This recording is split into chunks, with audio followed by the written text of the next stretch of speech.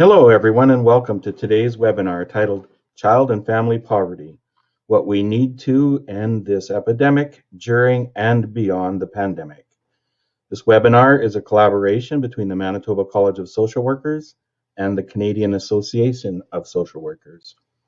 My name is Richard Lavoie, and I'm the Manager of Registration and Professional Practice at the Manitoba College of Social Workers.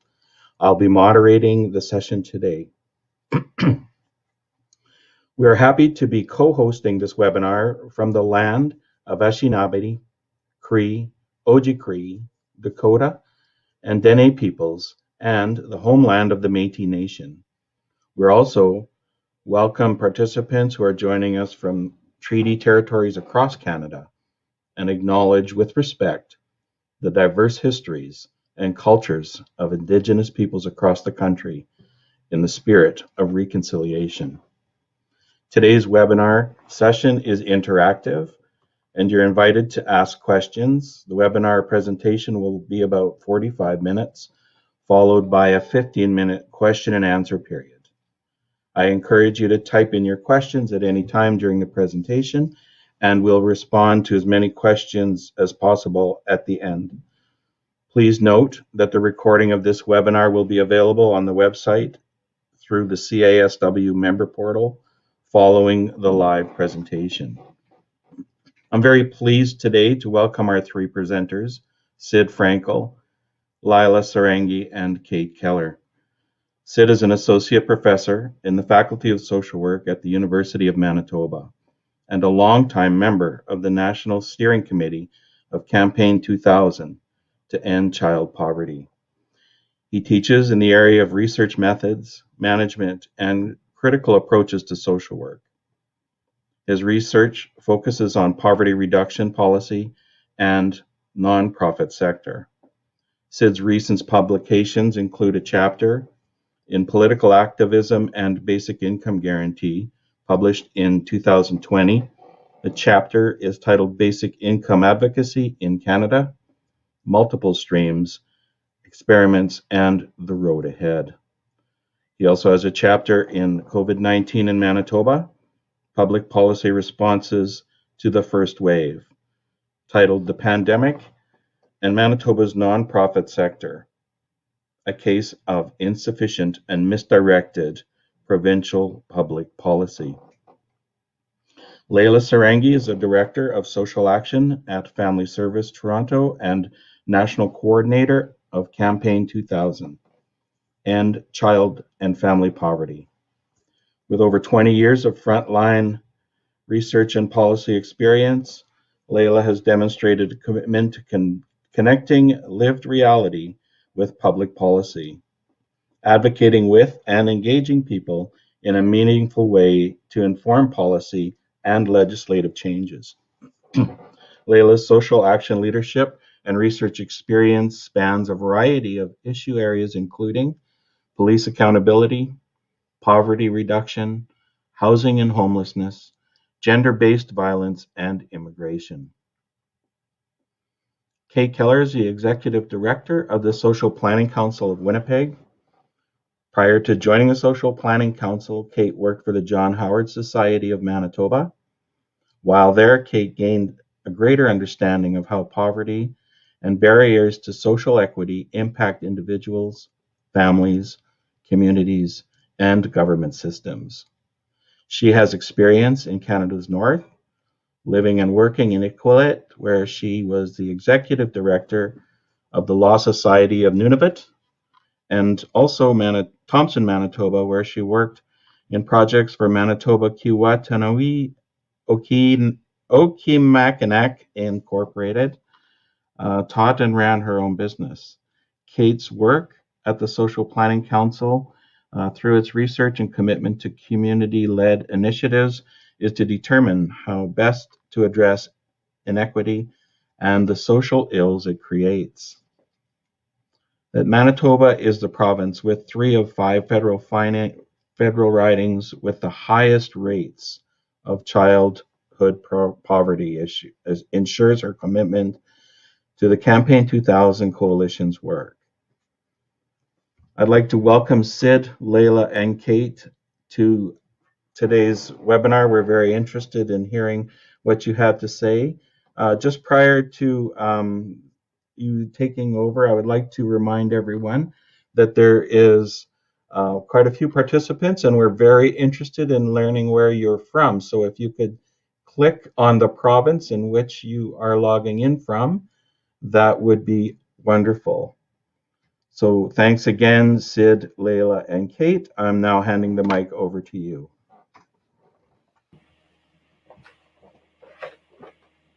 Thank you so much, Richard, for that kind introduction.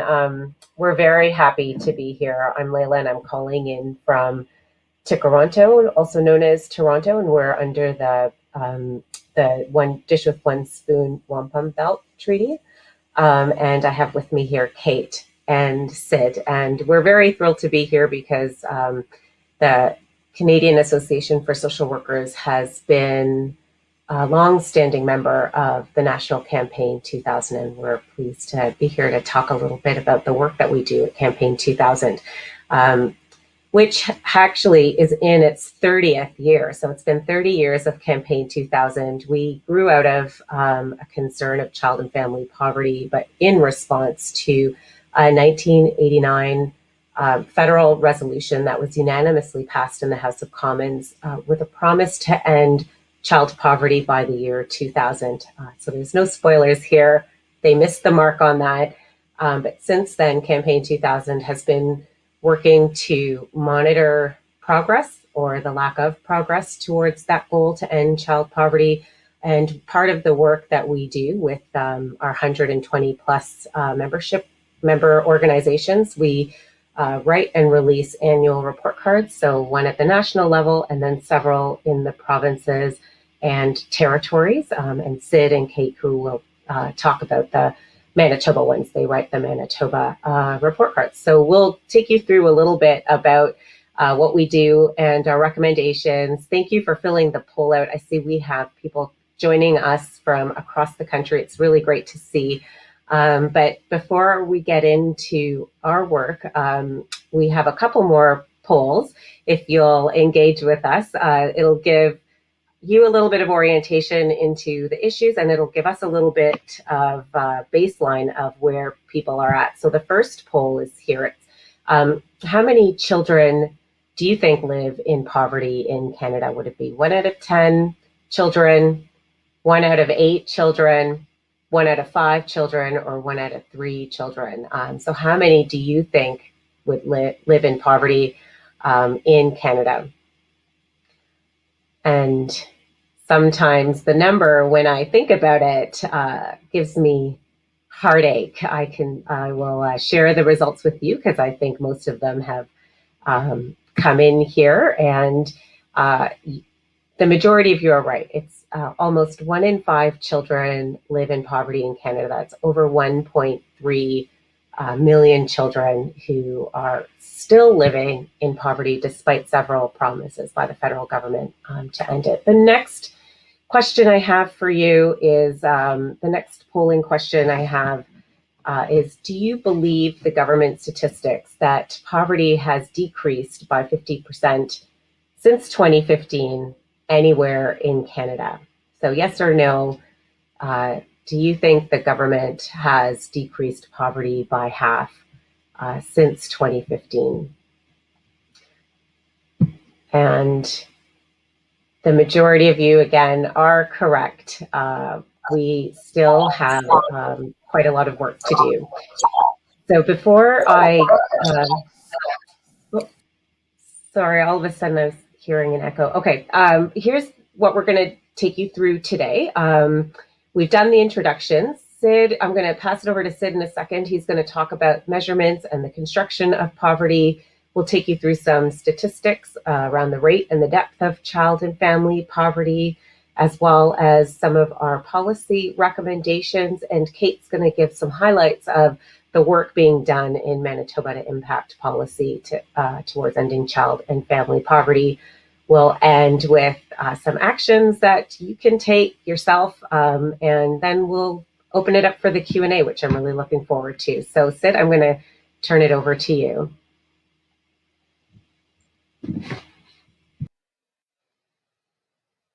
afternoon, everyone, depending on where you are.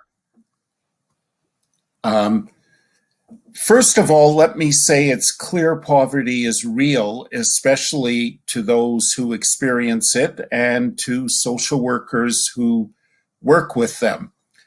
But poverty is also a social construction. It doesn't exist as an objective reality. It has to be constructed in order to be measured. And constructions of poverty vary.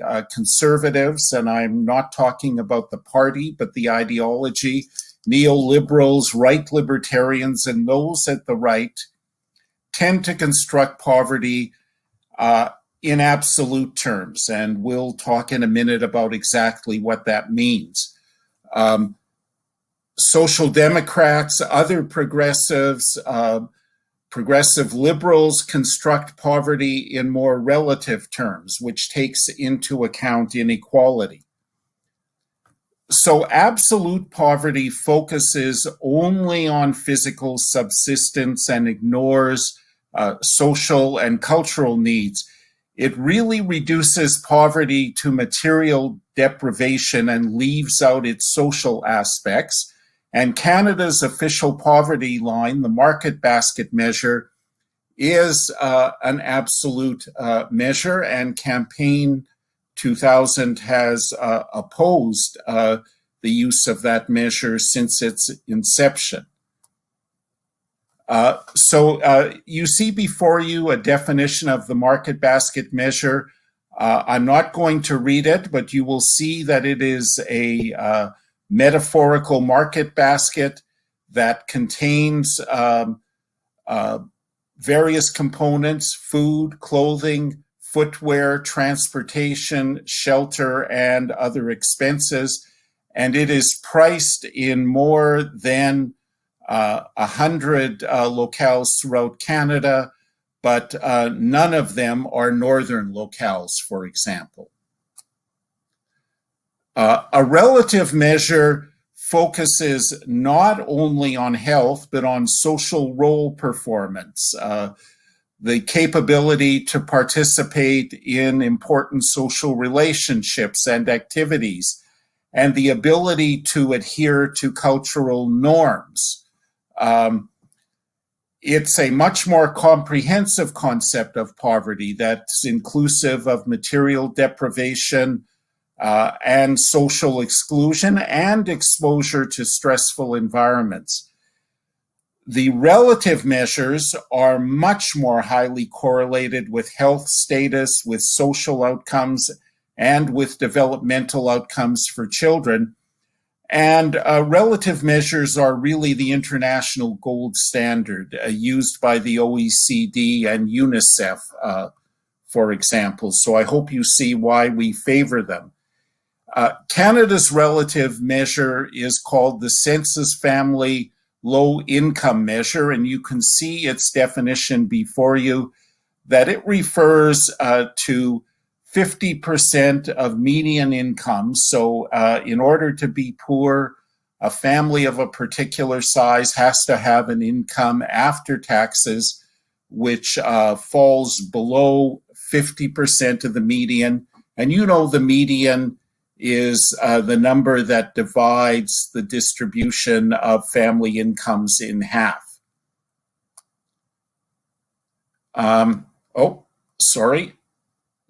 Now, the measure, not only the measure is important, but the source of the data is important. So the federal government prefers the Canada Income Survey. Campaign 2000 and other groups prefer tax filer data that comes from the filing of income taxes. Well, neither is perfect. Not everyone files income taxes, but the tax filer data is a much larger sample. Over 17 million Canadians file income taxes, as opposed to 56,000 households in the Canadian Income Survey. So there is far less random error, and the estimates from tax filer data are much higher than from the Canada Income Survey.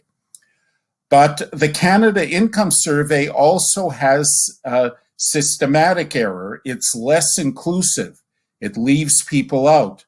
So it leaves out persons living on reserves and other Aboriginal communities. And you know that some of the poorest Canadians live in First Nations communities. It leaves out the territories, or has left them out. There's future plans to include them. It leaves out institutionalized populations and households in remote areas. So the Canada Income Survey is certainly not inclusive and leaves out some very important groups. Well, what's the result of all this? By choosing the market basket measure and the Canada Income Survey, the federal government has rendered invisible almost 590,000 Canadian children who are poor, in our view. So you can see the salmon area on this graph.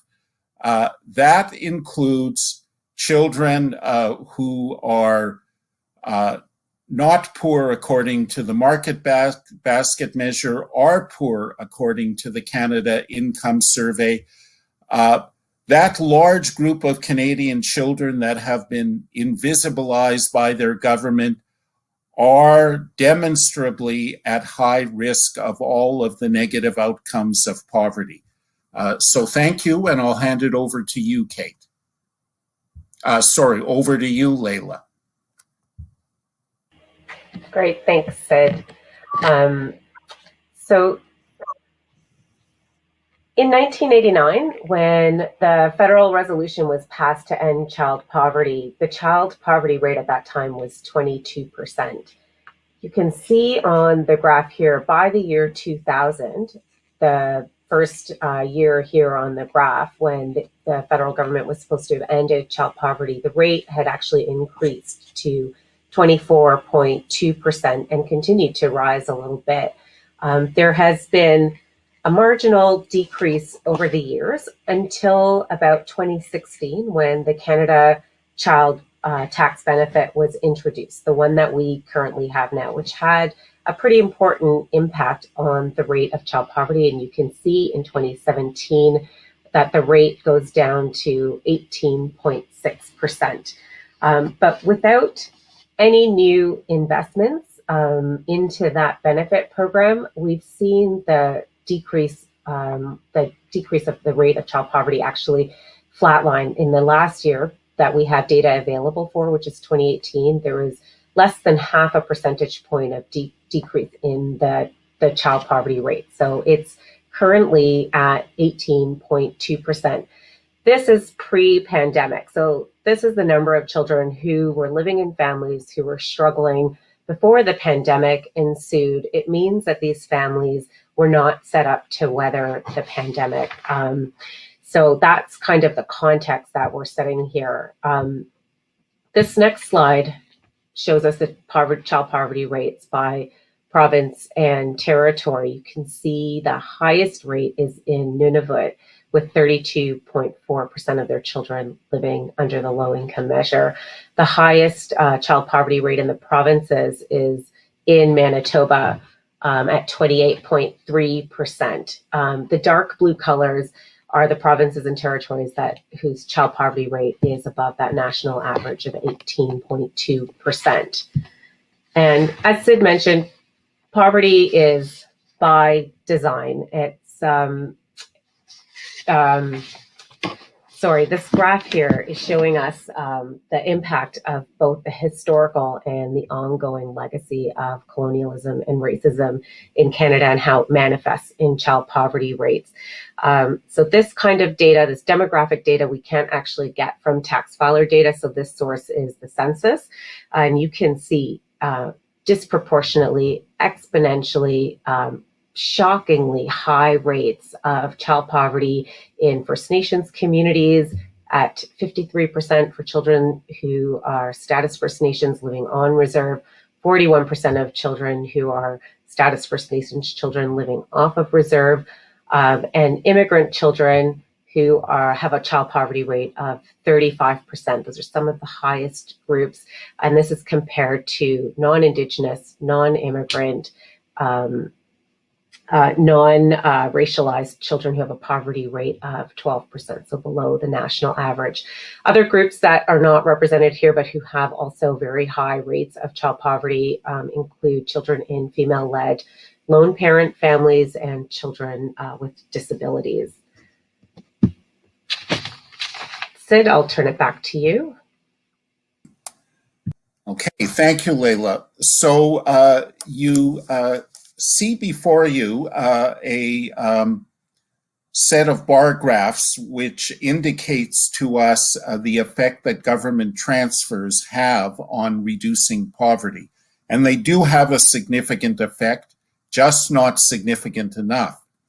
So as you can see, the poverty rate for all children in the last year we have data for, 2018, was 18.2%.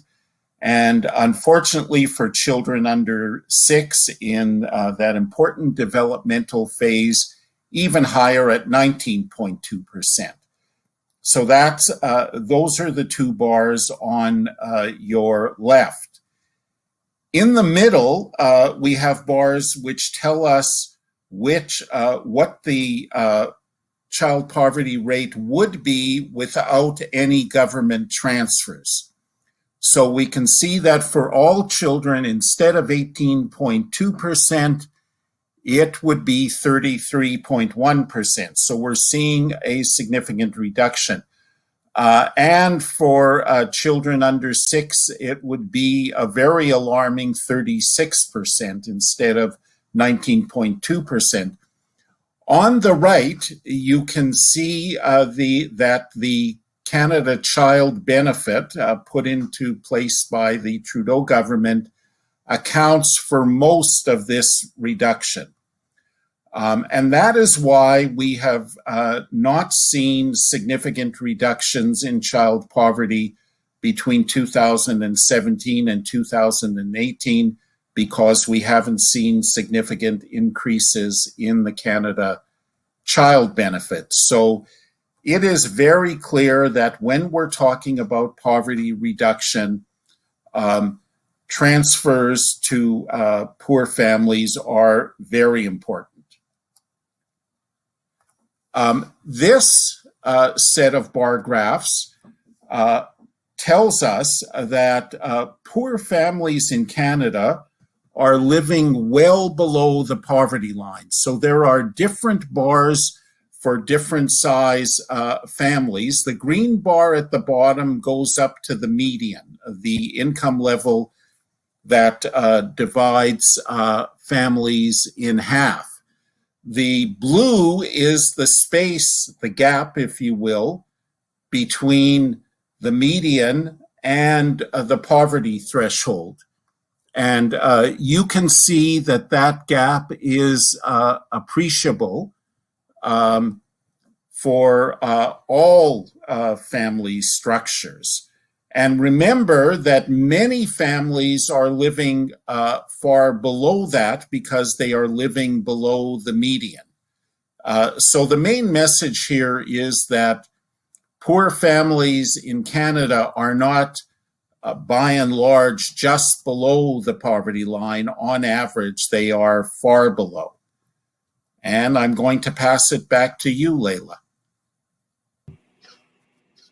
Great, thank you for that, Sid. I'm going to talk about our recommendations, Campaign 2000 recommendations, which are in 5 general kinds of areas. So the first one we talk about is the poverty reduction strategy. That's a really important lever in terms of ending child and family poverty. So the federal poverty reduction strategy was released in 2018 and enshrined into law in 2019. The only targets in that strategy were to reduce overall poverty by 20% by the year 2020, and to reduce poverty in half, overall poverty in half, by the year 2030. But there is no budget, no new programs, no plan associated with how the government would do that beyond the choice of using the market basket measures. So the reductions that we've seen in child poverty recently have been as a result of the calculations of the market basket measure and the invisibilizing of hundreds of thousands of children, as Sid had mentioned earlier. So Campaign 2000 is calling for a much more aggressive poverty reduction strategy that includes interim targets of reducing poverty by 2025 by 50%. And it's having that same amount of reduction in those groups that have higher rates of poverty. So 50% reduction of child poverty in marginalized communities by 2025. And we can do this by, of course, addressing the incomes of people and making sure that all the income benefits available are working together to bring low incomes up to the Census Family Low Income Measure. We need to make sure that the transfers through the tax system are accessible and available by removing systemic barriers. So, for example, the pandemic top-up to the Canada Child Benefit for the year 2021 is only available to children under 6. And so we're calling for that to be available to all children under 18. Families with irregular immigration status who are considered residents for income tax purposes, so they can be here working and paying into the income tax system as they're waiting for their immigration applications to go through, but they're not yet considered residents under the immigration laws, are not eligible for the Canada Child Benefit. And so we're asking the federal government to repeal that governing section in the Income Tax Act.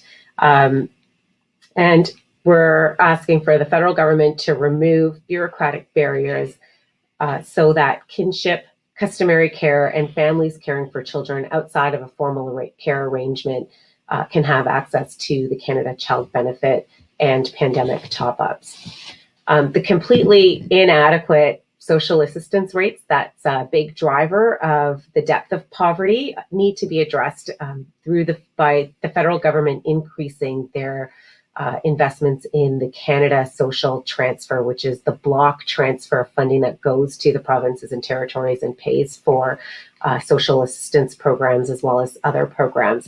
And then tying that money to make sure provinces and territories are meeting human rights obligations through those programs. And for non-tax filers who are often marginalized people who may not have a fixed address, who may not have a social insurance number, who are homeless, who are often women and trans and non-binary folk fleeing gender-based violence. These are the kinds of folks who are not filing their taxes.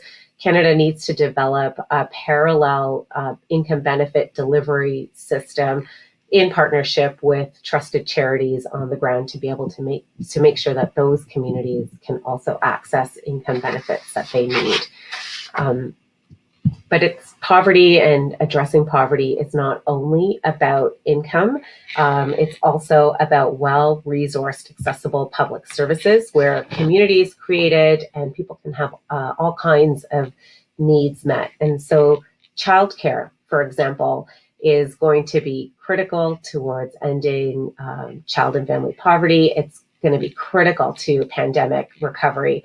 Mothers have been crushed with the unequal division of labor and pushed into homeschooling and caregiving roles, and it's really impacted their ability to return to work. Childcare is essential for emergency workers who don't have the option to work from home. It will facilitate women's labor participation, and when children have access to childcare, it can be a really strong equalizer in their health and social and economic outcomes. So a universal, accessible system of childcare is critical for emergency plans. And some of the issues that the federal government needs to address in terms of developing a national childcare system include funding and the erosion of child in care enrollment that's been impacted by the pandemic, as well as safety and providing decent work opportunities.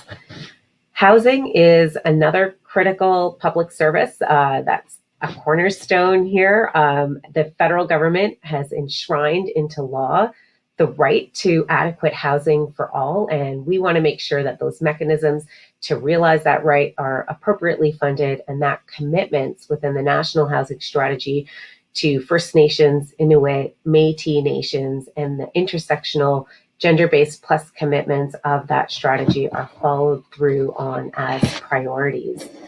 The pandemic has also shone a light on our abysmally poor labor standards. Creating decent work is going to be critical. So it includes a number of different elements that include extending the current emergency benefits for people who have lost work because of the pandemic, but also longer term, addressing longer term issues such as increases to the minimum wage, access to paid sick days, employment insurance reform, ending the discriminatory 33% benefit rate for extended parental leave, employment equity and community benefits for infrastructure projects, a green job strategy, and permanent status on arrival for migrant workers so that they can also access labor standards, healthcare, and income security benefits. On April 19th, we're anticipating the federal budget, and addressing income inequality is kind of like our fifth bucket area. And we know that, there's been a lot of unanticipated costs with all of the pandemic emergency measures that have been implemented over the last year. And there's a real concern that, once vaccines are delivered and we can go back out into the world, that austerity measures will be implemented to deal with this ballooning billions of dollars of unanticipated deficit.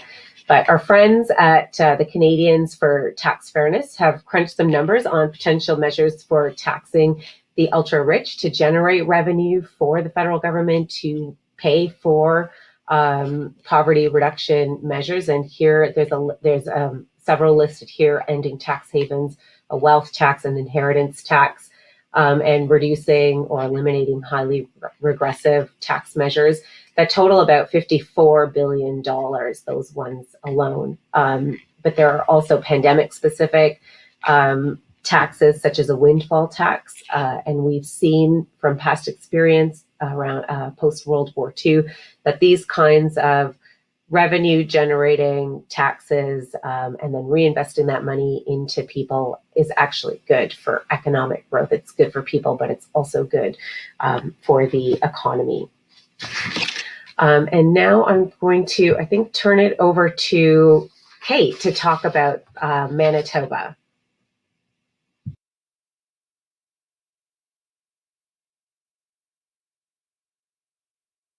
Planning Council of Winnipeg.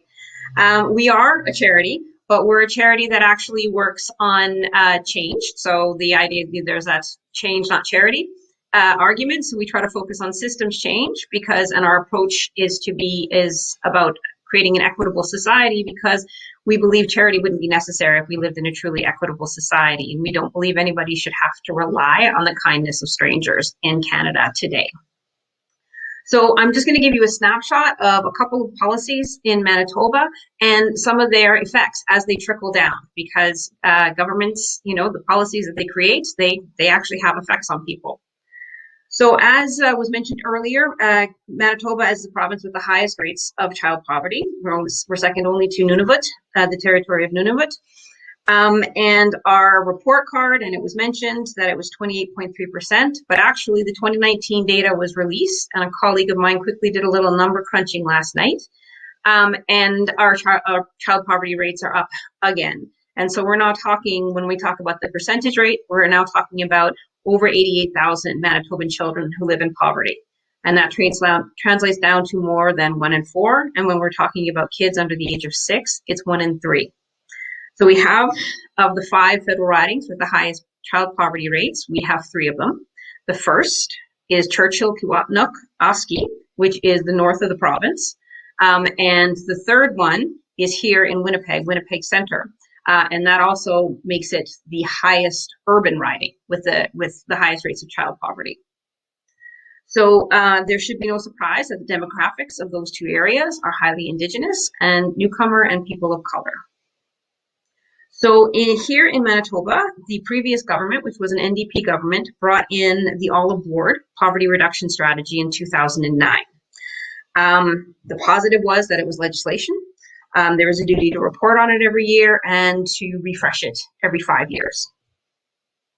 The negative is there was no target set and there was no timeline set. So what reporting became was they would say this indicator is up this year, that one is down this year, and that's what we got. And unfortunately, what happened then by 2016 is that the overall poverty rate had actually crept up from 9% to 11%. The reason why my slide says legislated deprivation is a policy that the government brought in 2006, in which it started to claw back all federal benefits when a child is taken into care. And they moved it into their general revenue coffers. So they then decided what they were going to fund based on their budget priorities. So the results, again, looking at some of the numbers, is Social Planning Council is the organization that ran 2 street censuses. Is it Sensei? Sorry, I should have figured that one out. Anyways, in 2015 and 2018. Those are our version of the federal point in time count on people experiencing homelessness. So what we found in the surveys from our survey respondents is that, actually, I do want to jump back quickly because I did want to mention in 2006, when they made that change, there was about to taking in the federal benefit. There were 6,000 kids in care in 2006. And by the year 2015, there was actually 11,000 kids in care. And 90% of them were Indigenous. So if we want to talk about causation, correlation, we don't think in those terms. We know that all the systems actually interact in a way that keeps far too many people struggling. So the back to the street census. So when we did the surveys of people experiencing homelessness, we found that the majority of those we surveyed were Indigenous. Here in Winnipeg, it was 71% and 66% respectively. And the people who had involvement with child and family services were 60% and 50% in the 2 different surveys. And then for both years, we found that predominantly the age people first became homeless was 18. So that speaks specifically to kids aging out of care and directly into homelessness almost immediately or within the first year of exiting out of care. So we have a new government in place. The provincial Conservatives came in, and they were due to report on the child strategy. They kind of let it languish for a good 2 years. They said we're working on it. We said we're waiting. They said we're waiting for the federal government to come up with theirs so we can align ours, so we can make it work better. So finally, in 2019, they released theirs, which is called Pathways to a Better Future. And they announced a goal, which is good. Unfortunately, it was a pretty tame goal. They said we're going to reduce child poverty in Manitoba by 25% by the year 2025. But it's at least a goal. It's something that can be measured. The big problem with it, though, was that they had actually already achieved that by the data. So they based their initial year on 2015. And in 2015, the child poverty rate, and this is the market basket measure because that's their measurement. In 2015, the rate was at 16.4%. And in 2017, it was down to 9.5%. That's good. No one's going to complain about that. But we still have the measurement problem. So as Sid pointed out, so many families are left out of the market basket measure. And the fact of the matter is the province really didn't do anything to achieve that success. It's the fact that in 2016, that's when the child tax benefit came into effect. And that had a large effect. And it's also the previous NDP government had a program that they introduced called Rent Assist, which is basically what it is. It's an income tested program that allowed families an allowance to help them get into the private market the private rental market.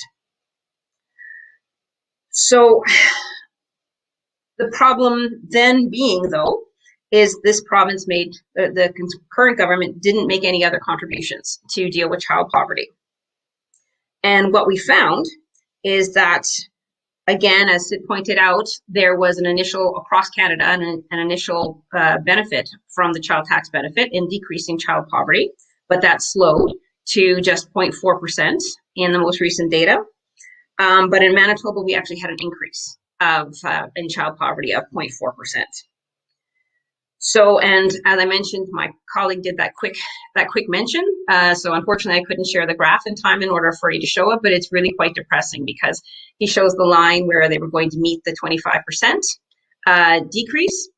But what happened, what you're seeing now is that they dipped well below that. And actually, based on 2019 numbers, they've met their target of 25% in that they have increased the poverty rate up until that 25% reduction. So obviously we're heading in completely the wrong direction. And then how did we get here? Well, a number of issues. Here in Manitoba, politicians love to brag about our level of charity. Manitoba consistently ranks up per capita amongst the highest in charitable giving. Social Planning Council is a charity, as I mentioned, but we work for social change. And then we have poor policy and a failure to learn from the past. So again, if charity was going to get us out of this, it would have done it by now. A failure to learn from the past. My organization happened to turn 100 last year, and I was looking through old documents and old books and old legislation, and there, obviously a predecessor kind of highlighted this book, provincial legislation, and it fell open to a paragraph. And I'm going to paraphrase it, but it was basically talking about single mothers, and the justification of the decision was, well, we don't want to give them too much money because we don't want to encourage that behavior. And do we see, it's basically the same approach that we have nowadays. And in Manitoba, we cannot not talk about a child called Phoenix Sinclair, who died in 2005, basically because of complete failure of prevention and intervention. There was an inquiry into her death, which was resisted, of course, to begin with in the previous government. It finally came about. It wasn't completed until 2014, and they came out with 62 recommendations. Of those recommendations, only 55% have been completed.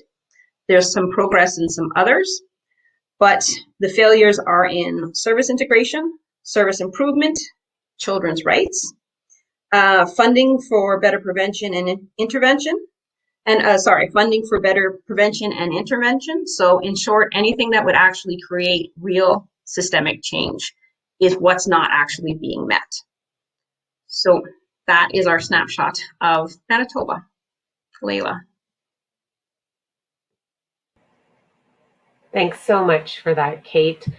So I'll just quickly note some upcoming actions that Campaign 2000 has, and then we'll open it up for Q&A. So the CERB amnesty, that's the Canadian Emergency Response Benefit, and you've probably heard in the news that the federal government has been saying that they're going to make people pay back the CERB if they are deemed ineligible, and it's been very problematic for people who are on low incomes who've used that money to pay for their essentials to stay safe at home and who don't have money to pay it back. And so we have a campaign that we've started last summer on a CERB repayment amnesty. We'll have a petition coming out within the next week or so, as well as a form where we want to collect individual stories. So I don't have the links yet. It would be really great if you're interested to check out Campaign 2000's website at www.campaign2000.ca or follow us on Twitter at Campaign 2000 to stay up to date. These will be coming out really shortly, and we are looking to gather as much support as possible. I think this is a winnable policy change here. And it's a great way to stay up to date with all the other activities that Campaign 2000 will be doing over the upcoming year. you know, if the things that we've talked about today resonate, you know, you can look within your own practice at your own policies and the impacts of families you work with. You can have conversations, kitchen table conversations with your family, your friends, your colleagues, and the issues that you're passionate about and care about. You can call or write to your elected officials. They are there to hear your concerns and respond. So those are just some of the action items that we have coming up. And the last slide here does have our contact information on it. So if we can't get to anything today, you can reach us here at this contact information. And Richard, I think that's it for us, and we're looking forward to the Q&A. Well, thank you, Leila, Sid, and Kate, for a very thoroughly researched and informative presentation. I'm going to go through the questions as they appear, and we really hope we can get through all of them. If there are some questions that you have that do not get answered, feel free to follow up after, but I think we should be able to get through them. So I'm not going to direct the questions to any specific presenter. Feel free to address the questions to whoever would like. So the first question here is the government in their recent update said they were on track to meet their goals to reduce poverty within the, and this is an acronym, CPRS. And so I'm not going to take a guess at that. I'm sorry that I don't know it. However, I'm sure you do. The rest of the question reads, however, social workers on the front lines are seeing poverty rates, food, bank rates, etc., actually increase. Any thoughts on how to address this, assuming the CPRS will guide policy to end poverty?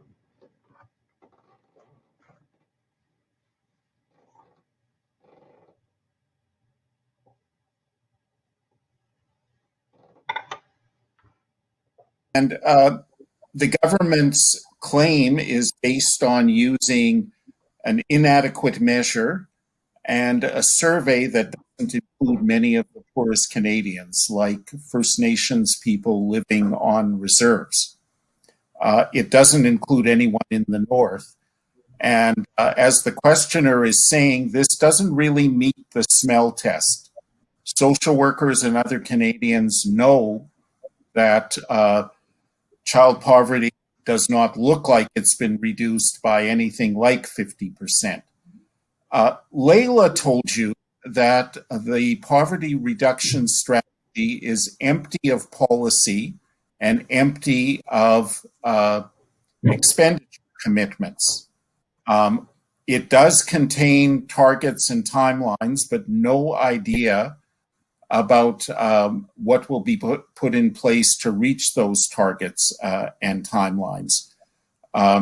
So I would argue it's time for strong advocacy based on the experience of social workers and based on the kind of policy recommendations in income support, in the labor market, and in public services that Leila has just talked about. Kate, Leila?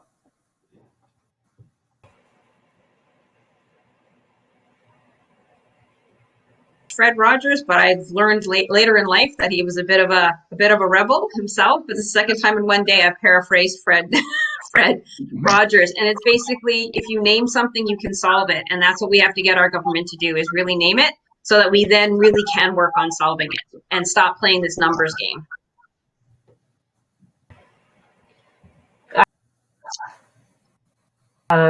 Food insecurity has grown to levels that even people who are tracking it, food security researchers and experts, to levels that they weren't anticipating or expecting. And that's such an important indicator of poverty in our communities.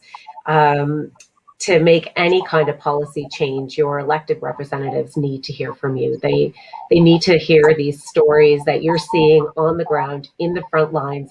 It's the only way that they're going to be able to connect people's lived experiences, their lived realities, the challenges that they're facing day to day, to policy change. And if we don't make noise, and I agree with Sid that I think social workers are so well positioned to do this and have so much collective power that, you know, those stories will impact change. I think there's just so much value there with what you've just shared with us, and that needs to get to the people who are putting pen to paper, writing these policies, and who are the decision makers who we're electing. That's a great question. Very good, thank you. So the next question is related to your goals of reducing poverty by 2025. And in your discussion, you had mentioned age brackets and I guess eliminating the age brackets. Wondering, the question is, why are there age brackets with regards to government transfers? That's another great question. I don't have an answer. I don't know what Deputy Minister and Minister of Finance Chrystia Freeland, I don't know her rationale when she made that announcement in the fiscal update back in the fall of last year. And we have been asking that question, have not gotten an answer.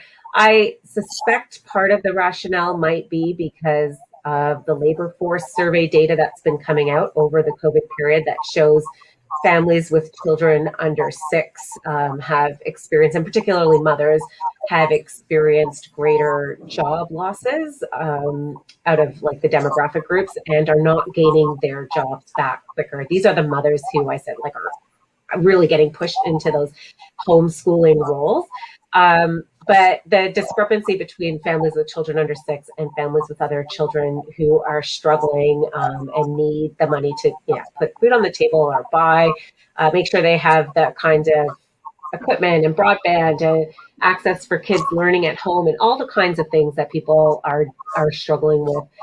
There just isn't enough rationale for that age discrepancy, and it's a good question to be raising. I wish we had the answer, and we'll be watching the budget. We've already written to the federal government. We've been lobbying the federal government around this issue, and we'll be watching the federal budget on April 19th and watching to see if that's been changed.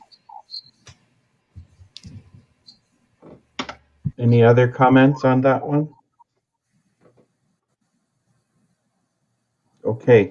The next question, also with regards to the goals of reducing poverty rates, has to do with the social assistance rate and going to work towards increasing it.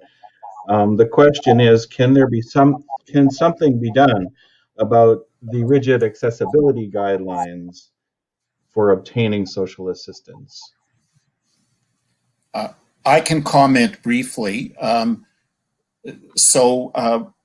our point of view, social assistance is poorly conceived. We have the Elizabethan Poor Law still active in Canada in these last resort kinds of benefits. So not in this report card, in the last one, we urge that there be some movement of social assistance towards more of a basic income kind of model. Social assistance is legislated poverty. It generally pays benefits that keep people in poverty. It restrains people from working by high tax back rates, and it stigmatizes them. So we think the model needs changing. The federal government has the capacity to require provinces to make those changes. It could use that capacity by putting adequacy conditions and conditions about administration into the Canada social transfer. Leila, Kate?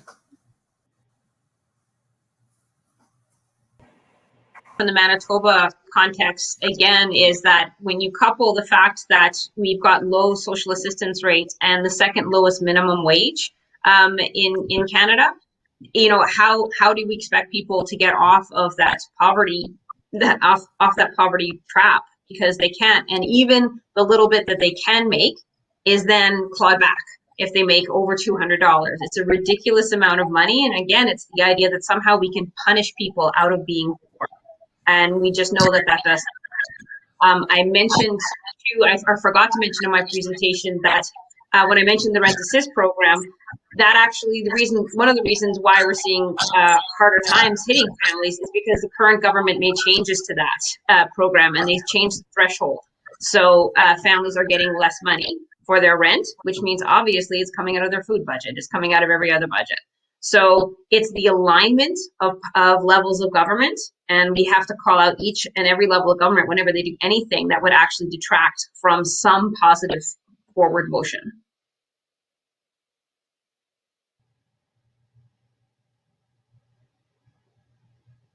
Great. Thank you. Kate, is there anything you want to add? No, that was great. Maybe the only other piece I would add is we do have some of our steering committee members, and this year's report card takes it up a little bit, is some thinking around a full jobs guarantee. So making sure that there is government-sponsored, community-based, paid, decent employment for anybody who wants that kind of work. Right now, that doesn't exist. And there's been a lot of thinking about this in the States. And so we've been kind of considering, okay, what could that mean here in Canada as an alternative? Great answer. Thank you. So this next question is regarding families' abilities to manage money in low-income houses and families, and it asks what strategies are there to educate families so that they can learn better money management skills. Let me start with that one. There is research on this topic about the money management skills of poor families. And generally, their money management skills are extremely good, at least as good as middle-class families and better than upper-class families. So I think the first issue is we shouldn't assume that poor families need help with money management. But of course, there are some poor families who do need that help. And I think what they need is support and education in a way that they find acceptable, not rules and punishment. Kate? I 100% agree with you, Sid. And in my experience doing frontline work, I come from the gender-based violence sector where I did 20 years of frontline counseling and managing programs, and could see the strategy that mothers, especially those who experience so much financial abuse as part of their experiences, the kinds of strategies that they would employ to make sure not only they were staying safe, but making sure they and their kids could get their needs met in very creative kinds of ways. And so, I agree with Sid around, that people have the right to make their own choices around how they spend money for themselves and their families, and that the role for us is to provide that kind of support and guidance and education, like the access to information where required, but like Sid said, in a supportive and accessible way, and then supporting families where they're at.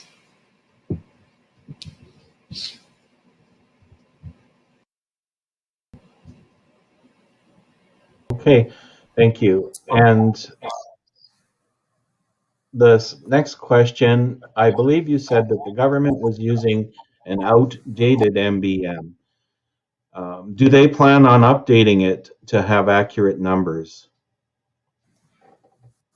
Again, I can start. Well, the government does have a plan to develop the MBM for the Yukon and the Northwest Territories. They've piloted something, not yet for Nunavut. There is no active plan, as far as I know, to look at northern settings within the provinces. They have a plan to work on developing the measure or a modified measure for First Nations communities, but it does not appear to be near fruition. There's really two issues in updating the MBM. One is the market basket adequate? Does it contain everything it needs? So just to look at an example, the market basket currently does not contain a computer and capacity to connect with the internet. So you have to ask the question, is that now a basic need in Canada? The other issue in updating the MBM is to price and purchase the market basket in local markets, and that is done annually. But the actual basket itself, I think a lot of questions could be asked about whether it is up to date, reflecting what Canadian families need. Leila, Kate?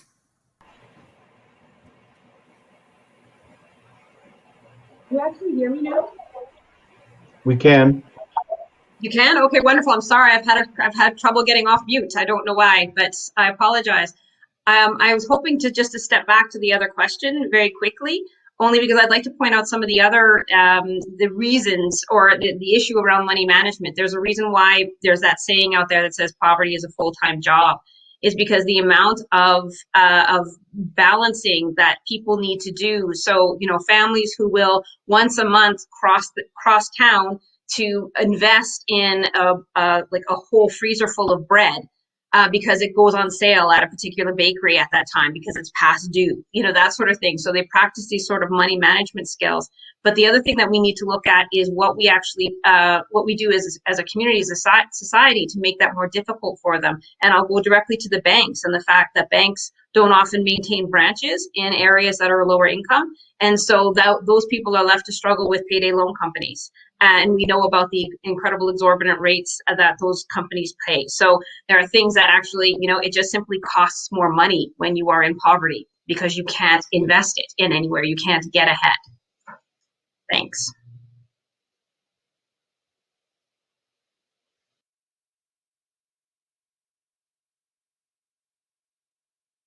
Go on and on. It's such a stimulating conversation and very informative.